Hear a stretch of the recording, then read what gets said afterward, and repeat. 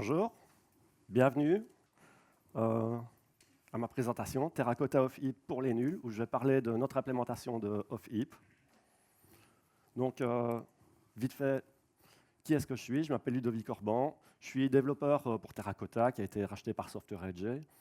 Ça fait plus de 6 ans que je bosse pour Terracotta, sur des systèmes à très haute performance et très forte simultanéité, donc forte concurrency en anglais. Avant ça, j'ai travaillé de très nombreuses années sur des systèmes transactionnels et j'ai même écrit mon propre transaction manager. Donc Bytronic, si vous avez déjà entendu parler, c'est moi aussi. Et je dis 70 et 90, pas de 70 et des trucs comme ça. Et je parle franglais toute ma vie. Donc ça va sûrement transparaître dans mes slides, mais je suis désolé, s'il y a quelque chose que vous ne comprenez pas, dites-le moi. Alors ce qui est vachement cool chez Terracotta, c'est qu'on nous laisse jouer avec des très gros jouets. Donc comme par exemple cette machine-ci. Hop, si vous faites le calcul kilobyte conversion, ça fait 6 terabytes. Et qu'est-ce qui reste de disponible? Un petit peu moins de 100 gigaoctets. Ça, c'était une machine que Intel nous avait prêtée. C'était une machine pré-fonte, donc des nouvelles puces qui venaient de fondre, qui n'étaient pas encore en vente. Et elles ont 119 cœurs. Enfin, il y avait 4 puces qui au total, ça faisait 100 watts, parce que ça commence à compter à partir de 0. Pour un total de 6 teraoctets de mémoire, il y avait $250 000 de mémoire dans cette machine, et on a testé là-dessus. Ça fonctionne super bien. Alors, un tout petit peu d'histoire, donc je vais aller super vite là-dessus. Donc, l'implémentation of Heap, on l'a écrite en 2010. C'était pour faire un caching tier dans EHCache, donc une étape de caching en plus. Puis, on s'en est servi pour faire du caching dans le Terracotta Server. Et puis après, à cause de disputes légales avec Oracle, on s'en est servi pour stocker tout dans le Terracotta Server. Et en 2015, on a libéré tout ça en open source. Donc, notre agenda, de quoi je vais parler? Qu'est-ce qu'il faut? Qu'est-ce qu'on peut faire avec du off-heap? Ce qui serait bien, c'est d'avoir le même genre de collection qu'on a en heap. Donc, par exemple, une hashmap. Mais pour faire une hashmap, il faut déjà une classe map, une implémentation de l'interface map. Mais en plus, il faudra un remplacement du heap. Donc les objets normalement sont stockés en heap. Il va falloir qu'on fasse une espèce de heap avec la mémoire off heap. Puis il va falloir remplacer le garbage collector. Il n'y a pas de garbage collector en off heap. Donc il va falloir faire encore un truc pour pouvoir allouer la mémoire et la libérer. Puis il faudra une classe layout logic. Donc qu'est-ce que c'est que ça? Les objets sont formatés d'une certaine façon dans le heap, et forcément les objets ne peuvent pas traverser du heap et du off-heap de manière transparente, donc il va falloir trouver un système de formatage des objets en off-heap. Et enfin, ça c'est si j'ai le temps, mais je ne suis pas très certain, c'est une fois qu'on a les 4 éléments précédents, on a une hashmap qui fonctionne en off-heap, mais elle est single-threaded. Ça, c'est comment est-ce qu'on prend une hashmap single-threaded et qu'on la transforme en hashmap multi-threaded, où il peut y avoir des milliers de threads qui viennent en parallèle dessus et qui peuvent tous fonctionner en parallèle. Alors, pour la définition du problème, d'abord rappelons, qu'est-ce que c'est une map? C'est simplement une collection de paires clés-valeurs. Et qu'est-ce que c'est un cache? J'aime bien penser qu'un cache, c'est juste une map avec des trucs en plus, comme par exemple un algorithme d'éviction, qui va dire quand je suis plein, au lieu de lancer une out of memory error ou des trucs comme ça, je vais aller chercher un élément, je vais le virer, et puis j'ai fait de la place pour l'élément suivant. Et le caching, c'est quand même vachement bien. Donc parce que c'est compréhensible, sinon le bonhomme il demande qu'est-ce que c'est la petite machine là dans le fond, ça c'est le cloud. Je croyais que le cloud c'était un immense truc, il y avait plein de machines dans tous les sens, et puis non en fait ils viennent tous chercher chez moi, mais comment ça marche? T'as juste un modem câble? C'est parce qu'il y a beaucoup de caching. Donc beaucoup de caching c'est bien, mais seulement beaucoup de caching dit beaucoup de consommation de heap. Qui dit beaucoup de heap dit beaucoup de travail pour le garbage collector. Et qui dit beaucoup de travail pour le garbage collector dit beaucoup de pauses et beaucoup de consommation CPU par les traits du garbage collector lui-même. Moins de CPU pour votre application. Alors la situation est nettement meilleure à l'heure actuelle que quand cette librairie a été écrite. En 2010, avoir plus de 8 GB de heap, il fallait une armée pour tuner le garbage collector. À l'heure actuelle, quelques dizaines de gigabytes, c'est possible. Mais ça ne rend pas la librairie obsolète. C'est juste que le poids d'accès, à partir du moment où elle devient utile, est plus élevé. Mais cette librairie est capable de gérer des téraoctets. Donc on a encore de la marge. Alors, je vais revenir sur des best practices, je ne sais pas comment on dit ça en français, désolé, de map et de cache. Alors, premier best practice, c'est les clés doivent être immuables. Qui est d'accord avec ça? Ou qui pense que des clés dans une map ou dans un cache peuvent être muables? Ok, c'est super cool. En fait, par pitié, ne mettez jamais des clés muables dans une map ou dans un cache. Maintenant, les valeurs doivent être immuables. Qui pense que c'est une bonne idée de stocker des valeurs mutables dans une map ou un cache? Une personne. Qui vient de baisser la main. Donc personne. Et même chose, par pitié, ne mettez jamais des valeurs mutables dans une map ou un cache, sauf si vous avez un cas très très particulier. Donc la conclusion de ça, c'est tout est immuable, on n'a pas besoin de l'object identity. Qu'est-ce que je veux dire par là? C'est simple, c'est une fois que j'ai fait mon put dans la map ou dans le cache, ce qui a été inséré dans la map ou dans le cache ne sera plus jamais modifiable. Ce qui veut dire que s'il n'y a pas moyen, une fois que j'ai fait le put, d'aller remodifier l'objet et que j'aurai une version différente de la map et une version de la version sur laquelle j'ai fait le put. Donc je peux faire des copies, des trucs comme ça, il n'y a aucun problème. L'object identity ne sert à rien, j'aurai toujours exactement ce que j'avais avant le put. Donc si je n'ai pas besoin d'object identity, est-ce que j'ai besoin d'un heap? Pas forcément. On pourrait imaginer de stocker la map sur le disque ou sur le réseau, des trucs comme ça. Et si je n'ai pas besoin de heap, est-ce que j'ai besoin du garbage collector? Poser la question, c'est y répondre. Alors, notre solution, c'est de remplacer les grosses maps, les gros caches, par une implémentation hors du heap, mais dans le processus. Donc ça a comme avantage que pour les tailles modérées, donc quelques gigabytes, ça fait beaucoup moins de travail pour le garbage collector. Et pour les grandes tailles, ça ne pose absolument aucun problème. La librairie était prévue pour. Alors que le garbage collector, essayez ça un jour, si vous avez un jour une machine. Lancez une machine virtuelle avec un heap de 6 Tera, sans paramètres de tuning, la machine ne démarrera même pas. À partir du moment où la première young gen, ça va partir en sucette pendant des minutes. Alors ça a comme inconvénient, par contre, notre librairie, tout ne vient pas gratuitement. C'est le marshalling. Un marshalling coûte du temps CPU. Qu'est-ce que c'est? C'est en fait, le marshalling, c'est la transformation du format heap en format off heap. Et le marshalling, c'est l'inverse. Donc ça a un coût par rapport à simplement copier une référence. Donc ce qu'on fait, c'est on fait un compromis entre la latence moyenne, donc le temps d'exécution d'une opération put ou get. C'est plus élevé en moyenne sur le off heap, mais comme on contrôle entièrement ce qui se passe dans cette partie de mémoire-là, on peut garantir une latence maximale. On ne sera jamais interrompu par le garbage collector qui va nous faire patienter pendant 1 minute ou quelque chose comme ça. Donc, on va parler de la map. Comment est-ce qu'on implémente une map en off-heap? Comment est-ce qu'on implémente une map tout court d'abord? Regardons la hmap du JDK. Comment est-ce qu'elle fonctionne en interne? On va appeler ça des slots. Ici, on en a pris 8. Nombre arbitraire. Et put. Il y a un put qui vient. Clé 1, valeur.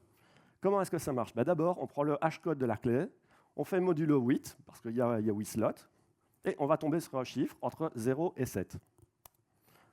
C'est là qu'on va aller copier la paire clé-valeur. Ensuite, il y a une deuxième clé qui vient. On fait un deuxième put. On fait hashcode de la clé, modulo, et hop, on tombe sur 5. OK. Puis il y a une troisième clé qui vient. Hashcode modulo, et pas de chance, on tombe sur la même case que clé 1. Que fait la hmap du JDK? Dans ce cas-là, elle construit une liste chaînée et elle met les deux l'un derrière l'autre. Alors, comment fonctionne la off-heap map? Pareil, elle a un vecteur de slots. Ici, j'en ai pris 8 encore une fois pour représenter. Même principe, quand on fait un put, clé-valeur, on prend le hashcode de la clé, on fait modulo le nombre de slots, et hop, on tombe sur là. Voilà, donc c'est là qu'on va aller stocker cette paire-là. Deuxième clé vient, OK, on tombe sur la case 5, c'est là qu'on va aller le mettre. Puis la clé 3, et elle tombe là, et qu'est-ce qu'on fait? On va aller la mettre là.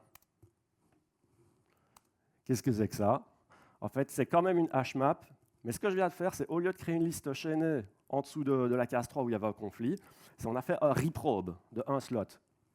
Donc le reprobe, c'est quand le slot est occupé, qu'est-ce que je fais? Je fais autre chose que... Il faut que je trouve une autre case. Et le moyen le plus simple, c'est d'aller voir la case à côté si elle est disponible. Ça s'appelle un reprop d'un slot. Il y a plein d'autres trucs qu'on peut faire, par exemple rehacher le hashcode pour avoir une case tout à fait différente, ou faire tous les 2, ou tous les 3, ou tous les 2, 4, 8. Il y a tout un tas de trucs qu'on peut faire, mais celui-là, on l'aime bien parce que déjà, il est tout simple, et en plus, il est vachement cache CPU friendly. Pourquoi? Parce que quand on a demandé au CPU d'aller lire une adresse en mémoire, eh ben lui, il va toujours chercher celle à côté avec son prefetcher. Donc on a de très fortes garanties que la case juste à côté est déjà dans le cache du CPU. Quand on parle de très grosse taille, plusieurs gigabytes, c'est quand même vachement important point de vue performance. Alors oui, on passe, si elle est encore occupée, on passe à la suivante, on passe à la suivante, on passe à la suivante. Un nombre déterminé de fois. Il y a une constante qui dit un nombre déterminé de fois. Si on dépasse cette constante, il faut agrandir le vecteur de slot. Donc, on revient sur la hashmap. Donc, clé-valeur, à quoi ça ressemble à l'intérieur de la hashmap? Qu'est-ce qui est stocké dans les slots? C'est simplement qu'ici, c'est une node, une classe node. Donc, le premier champ, final int hash, c'est le hashcode de la clé, c'est facile. Ensuite, c'est une référence vers la clé, puis une référence vers la value, et puis node kv next, c'est simplement pour pouvoir faire cette liste chaînée. Alors, ça c'est facile à stocker, c'est un primitif, donc c'est bêtement 32 bits à copier. Ensuite, ça c'est un pointeur, mais à adressage fermé. Qu'est-ce que ça veut dire? Ça veut dire que ces pointeurs, enfin ces références dans ce cas-ci, ne sortiront jamais de la hashmap, ils resteront toujours à l'intérieur de la hashmap. Et ça, ce sont des références vers le heap. OK.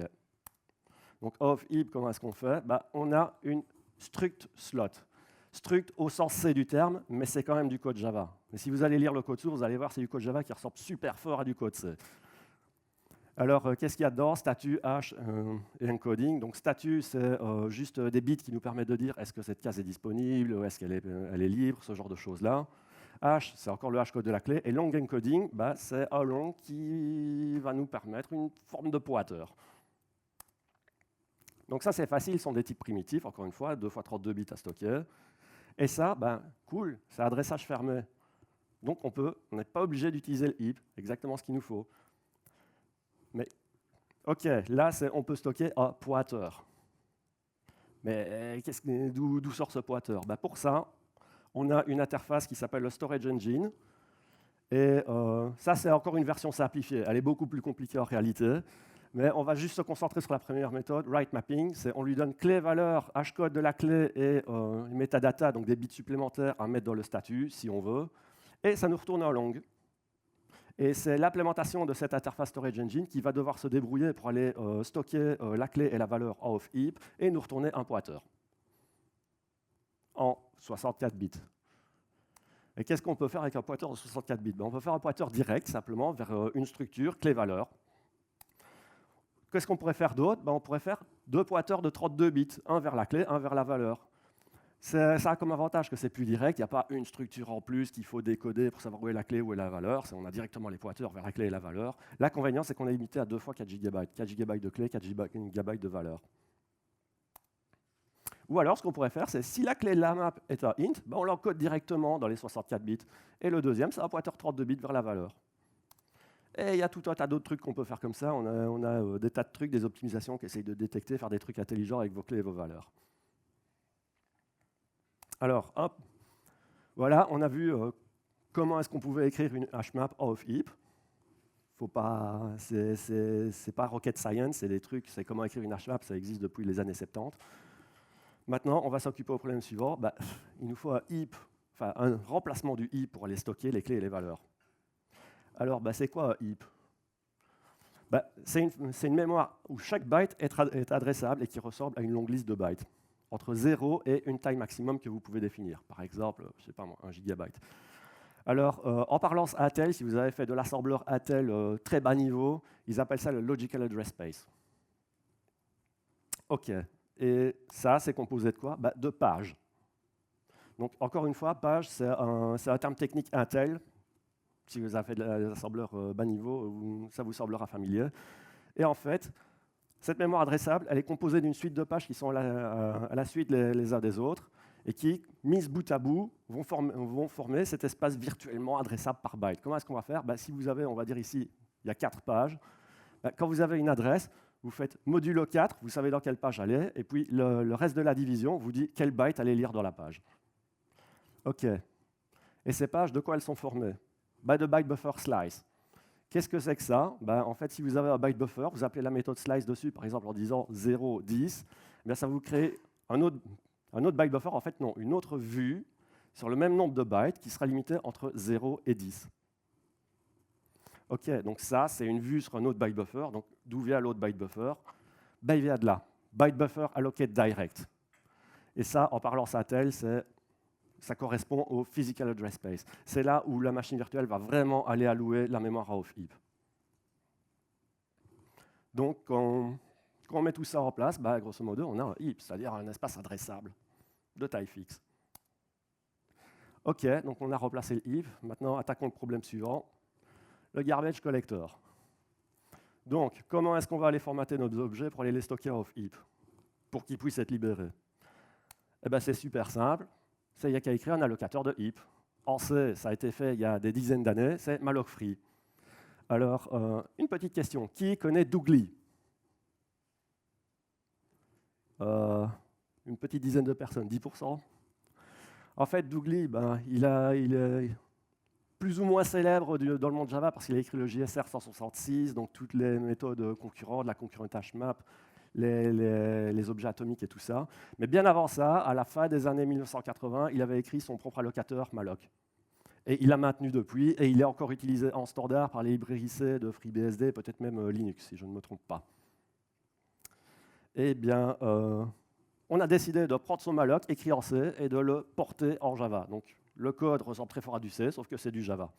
Et il fonctionne sur le heap qu'on a construit précédemment. Alors, pourquoi on a décidé de choisir malloc? C'est parce que malloc a vraiment été conçu pour ce cas d'utilisation. On ne sait pas à l'avance la taille des trucs qu'on veut allouer, on ne sait pas la taille des clés valeurs, on ne sait pas quand on va les désallouer. Donc, c'est vraiment le cas d'utilisation parfait pour malloc. Par contre, si on avait su à l'avance, mais quelle taille font les clés et les valeurs, si on pouvait les définir de manière statique, il faudrait utiliser autre chose. Ce serait beaucoup plus performant. Donc voilà notre remplacement du garbage collector, un malloc free écrit en Java. Dernière chose qui nous manque, c'est le class layout logic, c'est-à-dire à quoi vont ressembler les bytes stockés en off-heap.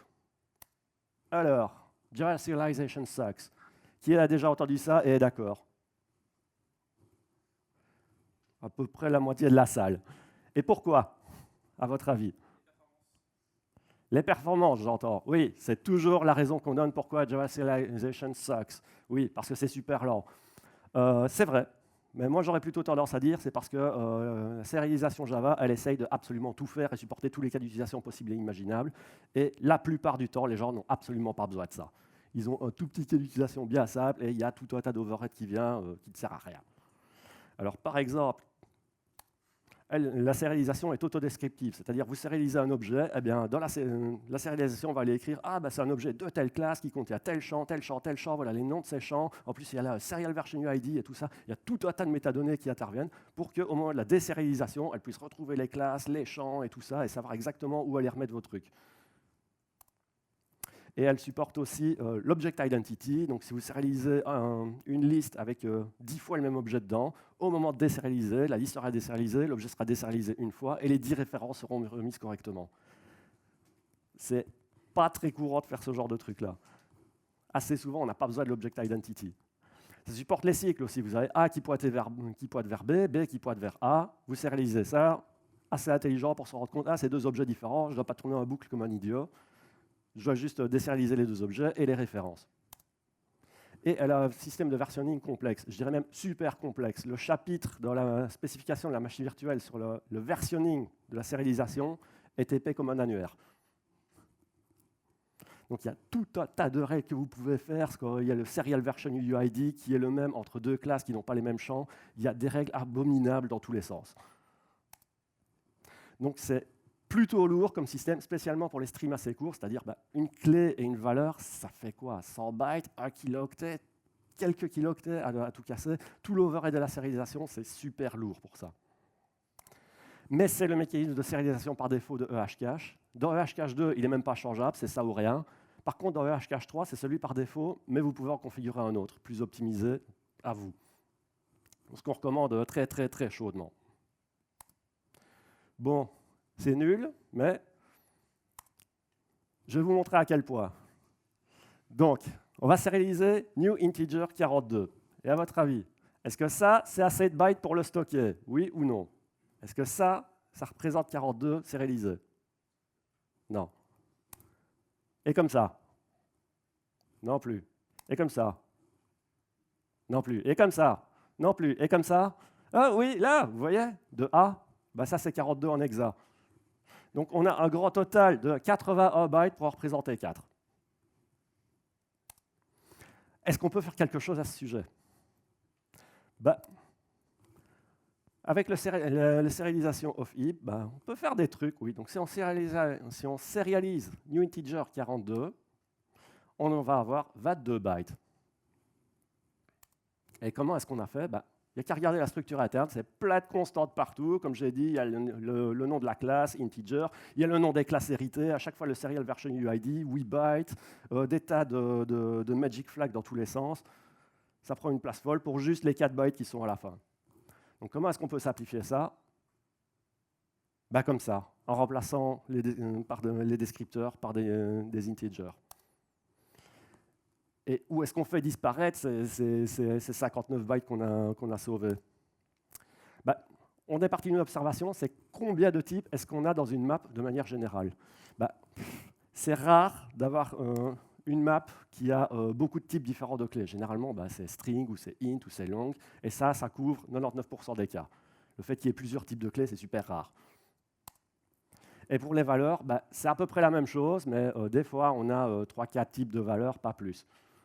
Donc, pour autant que je sache, dire 5 types, ça couvre encore 99% des cas, 99, 99.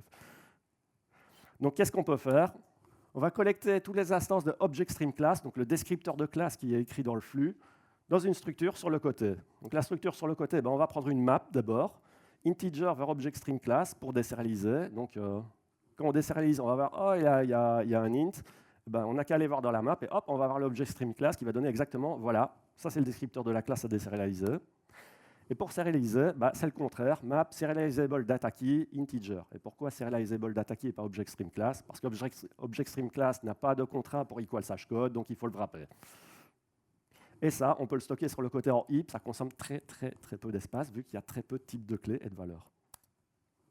Et comme la sérialisation est très malléable, eh bien, vous allez voir les classes ObjectOutPutStream, bah, vous avez WriteClassDescriptor qui vous donne l'ObjectOutPutStream. Bah, c'est cette méthode-là qui est responsable d'aller écrire dans le flux les trucs. Donc c'est là qu'on va écrire les 4 bytes et qu'on va aller voir, qu'on va aller écrire dans la map sur le côté. Et à contrario, l'ObjectInputStream, quand on doit désérialiser, c'est là que... Non, pardon. Au-dessus, c'est quoi encore? On doit transformer un ObjectStreamClass en int, et en dessous, on doit transformer un int qu'on lit du flux et le retransformer en ObjectStreamClass. Pardon. Mais malgré ça, si la sérialisation ne vous convient pas, notre librairie supporte une interface portability. Il n'y a qu'à implémenter ça. Encode, décode et une version optimisée d'equals, si c'est possible. Sinon, elle n'a qu'à appeler encode et appeler la méthode equals. Donc voilà, on a fait le tour. Et avec ces 4 trucs qu'on a remplacés, on a une implémentation de HMAP qui stocke exclusivement en off-heap. Alors maintenant, avec le temps qui me reste, c'est soit je vous explique ça, comment est-ce qu'on fait une version concurrente, soit je fais une démo. Qu'est-ce que vous préférez? Qui veut la démo? Bon, pratiquement tout le monde. OK. Donc on passe.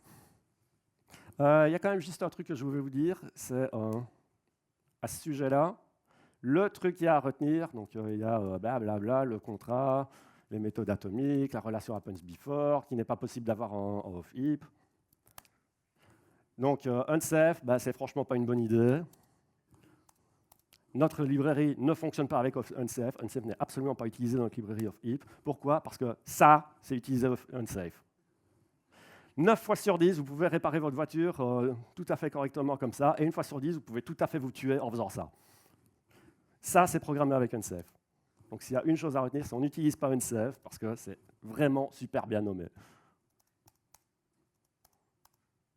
Donc je vais passer ces slides-là, vite fait, si possible. Voilà, et en route vers la démo.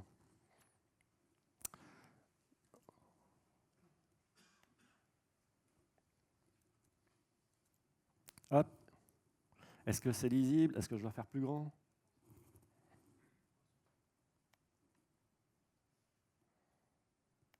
Allez, hop, comme ça. Donc la première chose, c'est quelles sont vos dépendances? Ben, c'est super simple.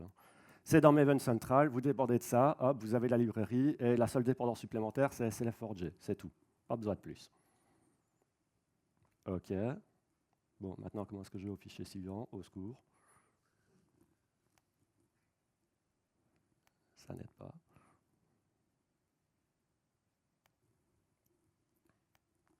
Alors, voilà.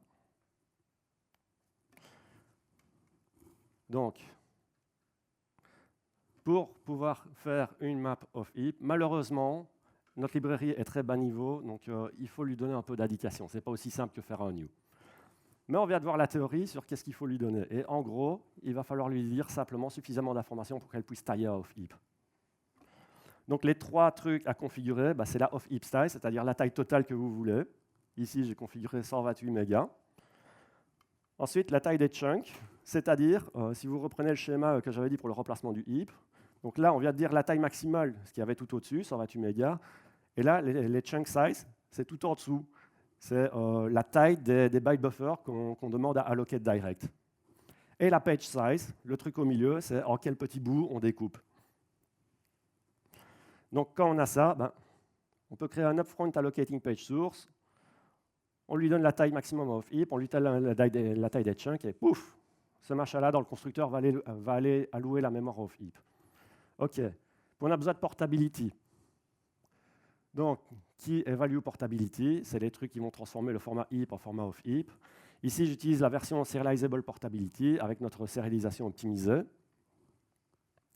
Et ensuite, l'étape suivante, c'était le storage engine, l'abominable interface que je vous ai montrée.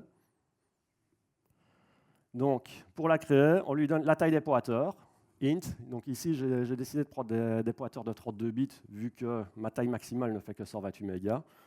Mais dire « Ah non, je veux des pointeurs longs parce que je vais allouer des gigabytes », voilà. On lui donne la page source, on lui donne la taille des pages, on lui donne la key portability, la value portability, et ces deux machins-là sont des features dont je n'ai pas le temps de parler. Vous pouvez les laisser à false. Et puis, quand vous avez ça, bah, vous pouvez créer une of-heap hashmap, vous lui donnez la source et une nouvelle instance du storage engine, et poum, vous avez une map qui fonctionne strictement comme une map en heap. Donc je pourrais avoir ici une new hashmap, faire des trucs avec, remplacer par la new of-heap hashmap, tout fonctionnera à l'identique. À condition que clé et valeur soient sérialisables, ou en tout cas qu'elles puissent être prises en compte par les portability. Et j'ai rajouté pour le fun ici map internal statistiques. Si vous voulez aller voir les statistiques de consommation du off-heap et tout un tas d'autres trucs, voilà. Vous avez l'interface map internal, vous castez en ça et puis vous pouvez aller lire tout un tas de statistiques. Donc ça, c'est comment créer une hashmap off-heap. Alors, qu'est-ce qu'il y a d'autre de sympa qu'on peut faire avec ça? Je ne vais pas vous en parler, mais je vais peut-être vous le montrer. C'est la version concurrente, c'est-à-dire la version multithreadée. Alors là, il faut donner un petit peu plus d'informations. Donc, toujours la taille du off-heap, la taille des direct byte buffer, la taille des pages. Et puis, il faut lui donner le nombre de slots qu'on veut dans notre table. Et il faut lui donner aussi la concurrency, c'est-à-dire en combien de sous-tables on va diviser cette table-là. Et chaque sous-table aura son propre lock. Donc ici, quand on met concurrency 128, ça veut dire qu'on peut avoir 128 threads en même temps qui l'attaquent. Si vous voulez plus, bah, il n'y a qu'à rajouter des zéros. Hein. Voilà, donc sinon, même principe, upfront allocating page source, key portability, value portability, storage engine factory, et puis tout ce que vous avez à faire, c'est créer une concurrent of heap hashmap avec à peu près la même chose qu'avant, mais on doit lui dire en plus la table size et la concurrency. Et hop, cette map-là implémente concurrent map avec tout ce qu'elle a de plus, put if absent atomique et ces machins-là, replace atomique, et elle est parfaitement thread safe, y compris l'itérateur qui itère des trucs off heap. Voilà, et même principe, les statistiques sont disponibles via cette interface. Alors, vu qu'ici j'utilise des clés de type string, peut-être vous montrer, ce serait sympa aussi. On va changer cette portability-là, on va écrire la nôtre. Donc, voilà. Pour écrire une portability, encode. Ah, oui. Je vais peut-être d'abord lui préciser que c'est de string. Ce sera plus simple. Voilà, encode. J'ai un string object, je dois le transformer en byte buffer. Bon, object, get bytes, UTF-8, hop.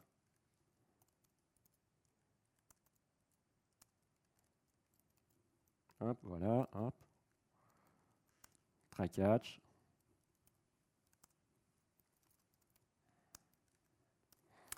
Voilà. Donc c'est pas très compliqué, je prends les bytes en format UTF-8, j'emballe ça dans un byte buffer et pouf, j'ai ma sérialisation string super optimisée par rapport à la sérialisation Java. Décode, c'est le contraire, j'ai un byte buffer, donc il faut que je transforme ça en string, donc je peux faire, on va d'abord allouer un nouveau byte array avec la taille du buffer, je crois que c'est limite. OK. Puis on va les remplir.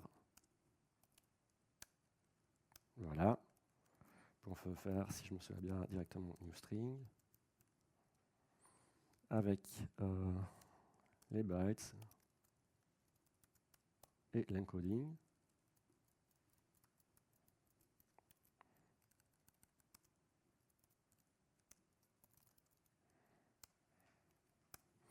Voilà. Un super désérialiseur de string. Une version optimisée d'equals, franchement. Faire décode du byte buffer. Buffer, pardon, merci. Equals object. Voilà, une version super simple, pas optimisée. Mais sinon, on pourrait directement aller essayer de comparer les bytes UTF. Et puis si je lance ça, tout va m'exploser au visage en direct.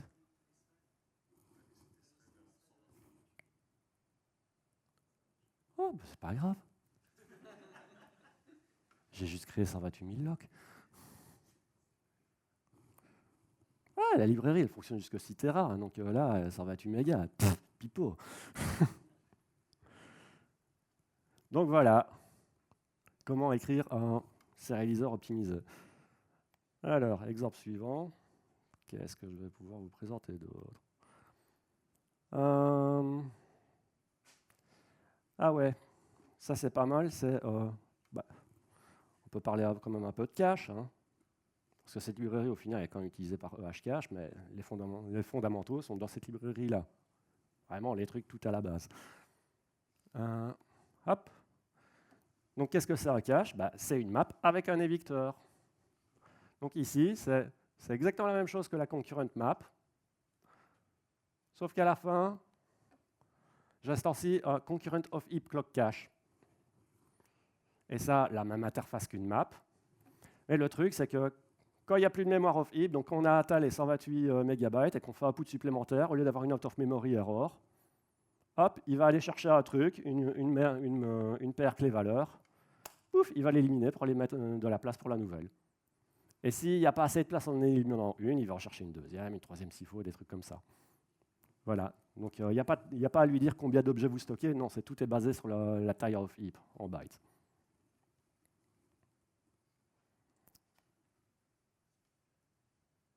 Voilà.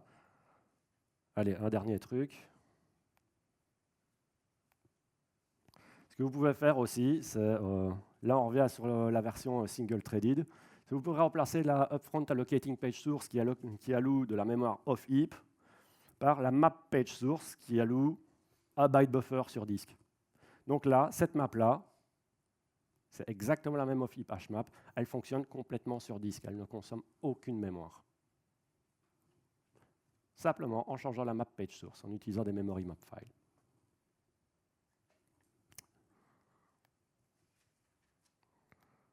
Voilà. Alors. Oh mon Dieu.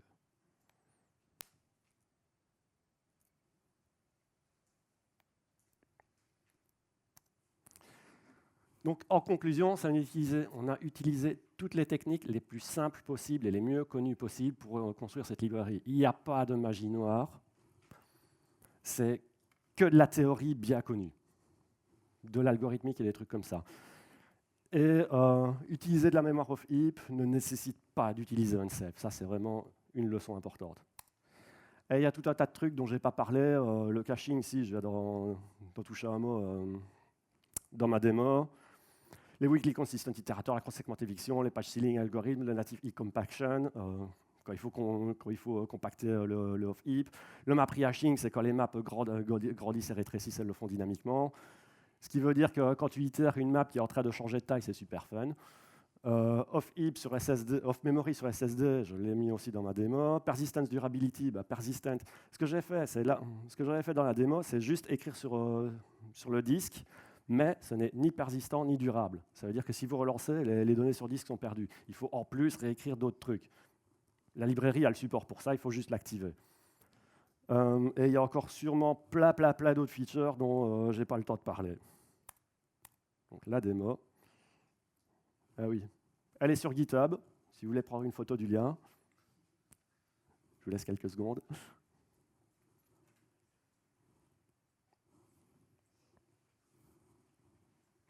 Et maintenant, c'est l'heure des questions.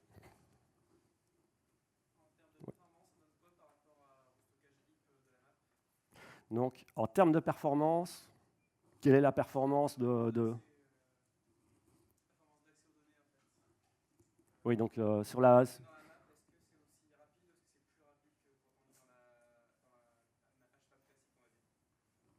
Donc, comparaison de performance de la Java Util HMAP comparée à notre off-heap HMAP. Il y a ce système de transformation des objets de heap vers off-heap qui n'existe pas en heap. Donc forcément, c'est un coût qu'on paye et c'est un coût assez conséquent. Donc avec des versions optimisées, même pas, je crois qu'avec simplement notre sérialisation optimisée, en moyenne, elle est 10 fois plus lente. Donc un get off-heap est 10 fois plus lent qu'un get heap.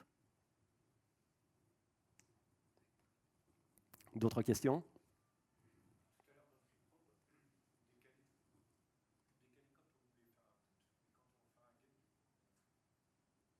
Je n'ai pas compris la question.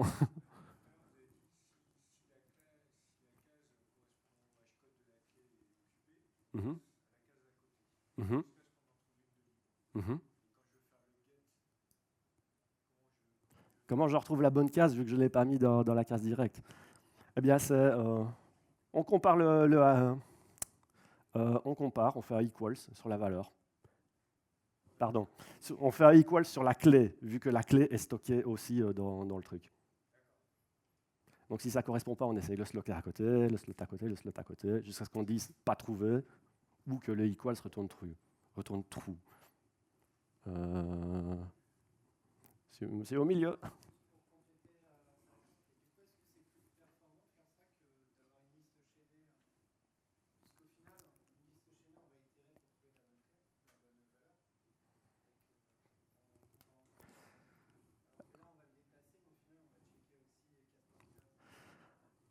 Alors, c'est un petit peu difficile à comparer parce qu'on a décidé de ne pas faire version list chainée of heap, déjà pour la simple raison que ça voudrait dire écrire une list chainée of heap en plus, donc plus de code, plus de bugs. Mais si on comparait, la version à reprobe linéaire est plus rapide, simplement à cause du fonctionnement des caches du CPU et du prefetcher. Donc systématiquement, elle serait plus rapide. Parce que suivre des pointeurs, le prefetcher ne sait pas savoir exactement où va le pointeur. Oui.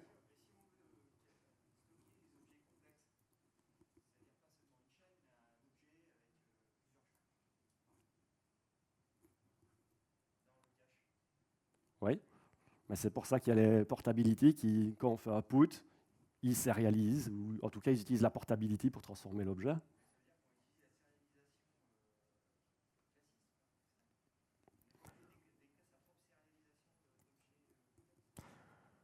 Soit vous écrivez votre propre sérialisation, soit vous utilisez la sérialisation classique, la version qu'on a écrite qui est optimisée. Donc oui, on est obligé de passer par un système à la sérialisation. On ne peut pas, un objet au format heap ne peut pas être simplement copié off heap. Non, non.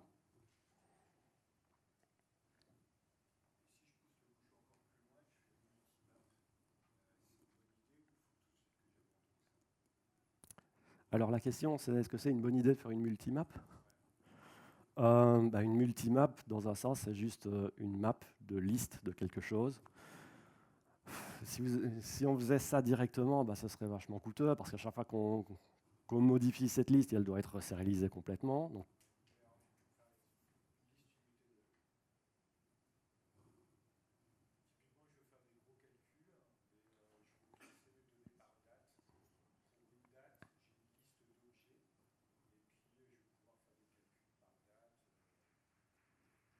Donc si les éléments de la liste étaient, si la liste était immutable, et ces objets aussi, je pense que ça, il n'y a pas besoin d'optimisation spéciale.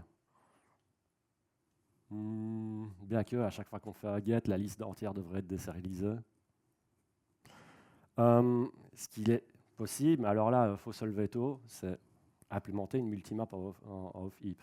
Il y a tout ce qu'il faut pour implémenter d'autres types de collections. Il y en a d'autres au format expérimental qui sont dans les branches. Donc, le projet se situe là-bas, sur GitHub. Et vous pouvez aller voir, toute l'équipe a son propre fork. Il y a des branches directement là, il y a des branches chez un peu tout le monde. Et on a fait tout un tas de trucs. Donc, il y a un machin pour des hashcodes à 64 bits, il y a des H7 of heap. Il y a même un fou furieux, Chris Dennis, l'auteur principal, il a créé un lock of heap. Parce que oui, dans certains cas, les hashmaps deviennent tellement grands que si on veut les découper en petits bouts, qu'on veut les découper en millions de petits bouts et pas des milliers de petits bouts, les locks consomment trop de heap. Donc il a fait des locks off heap. Donc oui, il y a tout un tas de trucs, donc il faut aller voir. Il y a des tas d'exemples. Ce sera peut-être un sujet pour une autre présentation. Comment écrire ces structures off heap.